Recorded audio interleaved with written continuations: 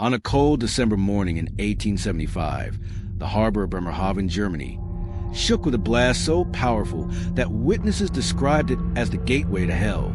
A mushroom cloud of smoke rose high above the docks, and in the chaos that followed, 81 innocent lives were lost. At first, many believed it had to be the work of foreign agents or a terrorist group, but the truth was far stranger. Behind the so-called crime of the century was not a revolutionary or a soldier. It was a Canadian socialite living under a stolen name, a man who had once dined with generals and sipped champagne with elites. His story would unravel into one of the most shocking tales of greed, deception, and destruction the 19th century had ever seen. Alexander Sandy Keith Jr. was born in 1827 in the rugged northern lands of Caithness, Scotland, but his childhood quickly shifted across the Atlantic when his family immigrated to Halifax, Nova Scotia. Halifax at the time was a city of opportunity, built on trade, shipping, and the influence of wealthy merchants. Among those merchants was Keith's uncle, Alexander Keith, a brewer whose name carried respect and whose fortune offered a life of luxury. But while the elder Keith earned his wealth through industry and reputation, his nephew followed a darker path. From an early age, Sandy showed little interest in steady work or honest business. He craved the wealth and prestige his uncle enjoyed, but he had no patience for the years of labor required. Instead, he looked for shortcuts, any angle that could bring him quick money. His first schemes were small but revealing. Posing as a legitimate supplier, he swindled railroads by promising high-quality goods and delivering cheaper substitutes. To outsiders, he was a polite young man from a respected family. To those who dealt with him in business, he was already proving himself a liar and a fraud. These early scams were a warning of what was to come, a glimpse into a personality shaped less by ambition than by obsession with getting ahead at any cost. And as the storm of the American Civil War began to reshape Halifax, Keith found a perfect stage for his talents in deception. When the American Civil War broke out, Halifax transformed into a crossroads of politics, money, and espionage. The city became a safe haven for Confederate agents, smugglers, and sympathizers looking to outmaneuver Union forces. For Alexander Keith Jr., it was a perfect opportunity. War meant chaos, and chaos meant profit. Keith worked as a blockade runner, slipping goods past Union ships and making quick money from desperate Confederate buyers. He also served as a courier, carrying secret messages across borders. But his involvement didn't stop at smuggling. According to reports, Keith played a direct role in the Chesapeake Affair, a dramatic incident where Confederate sympathizers hijacked a Union steamer off the coast. When authorities tried to rearrest one of the culprits, George Wade, Keith and two others physically restrained the officer, helping Wade slip away onto a departing boat. Even darker stories circulated about his activities. Witness accounts tied him to Confederate Dr. Luke Blackburn, who plotted to send clothing infected with yellow fever into northern U.S. cities. Whether Keith believed in Confederate cause or not is unclear, but what was clear is that he was willing to align himself with deadly schemes if there was money to be made. By the end of the war, Keith had built a reputation as a smooth operator in the underworld of Confederate espionage. But once the guns fell silent, his usefulness to the South vanished. And without the cover of war, his schemes soon turned against his own associates. With the war over, Keith's Confederate connections no longer offered protection, and the easy money of smuggling dried up. But instead of stepping back into a quiet life, he doubled down on deception. He cheated his own partners out of profits, pocketing their money and vanishing before they could catch him. This betrayal forced him to disappear from Halifax. He resurfaced in St. Louis, Missouri, where he tried to reinvent himself. For a time, he played the role of a respectable man, marrying Cecilia Paris, the daughter of a local milliner. To outsiders, it looked like he was settling into a stable life. But Keith's enemies hadn't forgotten him. One of the men he had swindled managed to track him down, and once again Keith was forced to flee, this time with his new wife in tow.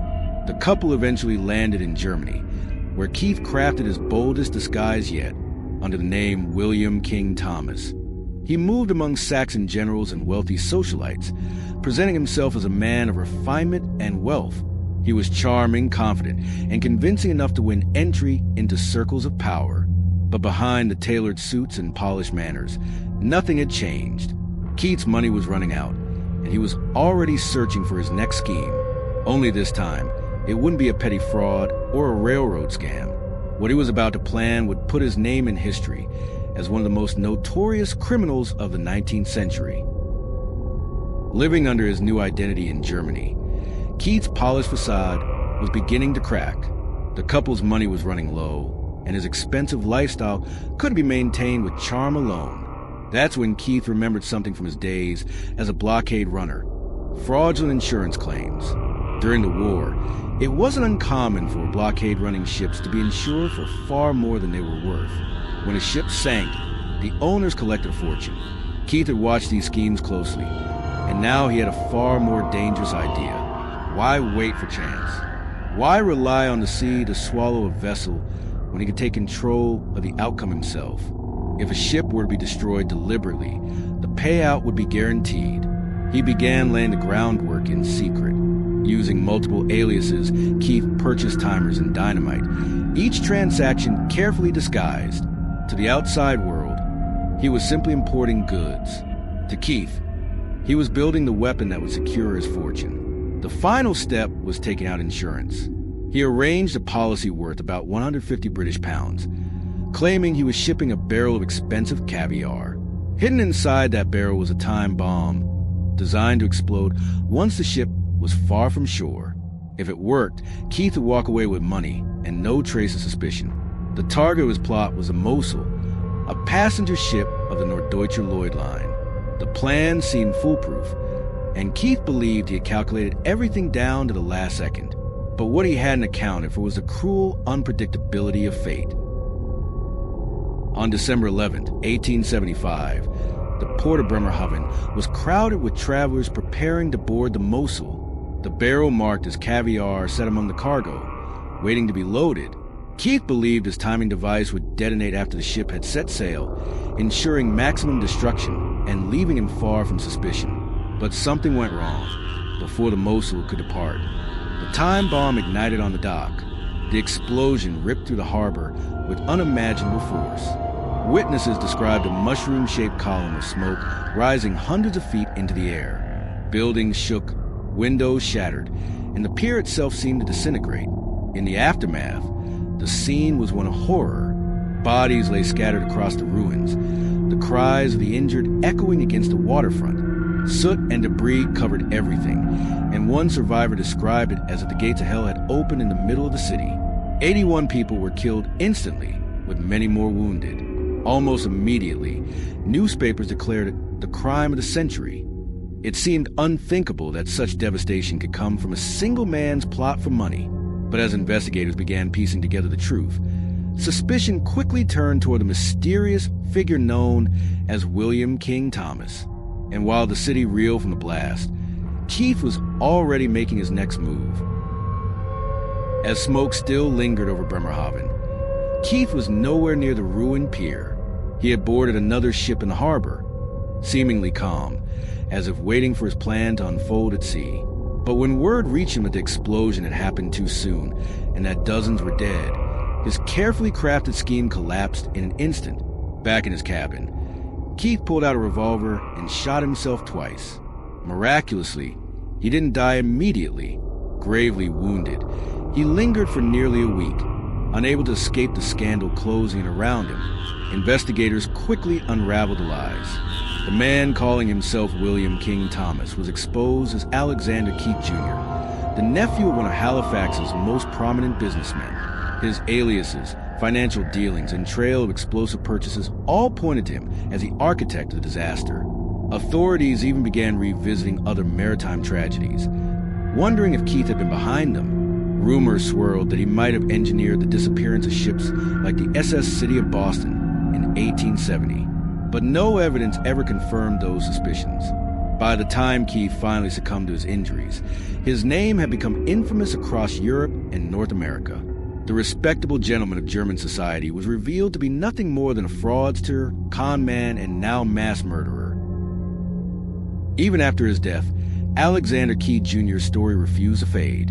In Bremerhaven, authorities buried him in an unmarked grave. unwilling to give the man any monument. Yet in a bizarre twist, his severed head was preserved as evidence and kept in the Bremer Police Museum, where it remained until the building was destroyed by Allied bombs in 1945. Historians later noted that Keith wasn't motivated by politics or ideology like the radicals of his era. He wasn't a revolutionary trying to change the world. Instead, his crime showed how greed alone could push someone toward mass destruction. As one biographer put it, Keith didn't create the violent passions of time, but he demonstrated a chilling new method of carrying them out. His legacy stretched far beyond the 19th century. Writers and scholars revisit his story, culminating in Larrabee's book The Dynamite Fiend in 2005. That book went on to inspire The Inventor, an opera performed in Canada in 2011, proving that Keith's name still carried the power to shock more than a century later. Born into privilege, he had every opportunity to succeed through legitimate means, yet he chose deception, manipulation, and eventually murder. From his early scams in Halifax to deadly espionage during the Civil War, and finally to the catastrophic explosion in Bremerhaven, each step revealed a mind willing to risk anything for wealth and recognition. Keith's story fascinated the world. His crimes blurred the line between greed and violence, leaving historians and the public to wonder how far one person could go when driven by selfish ambition. Books, operas, and countless retellings keep his name alive, a haunting example of a life built on lies and calculated chaos. Thank you for watching. Please like and subscribe.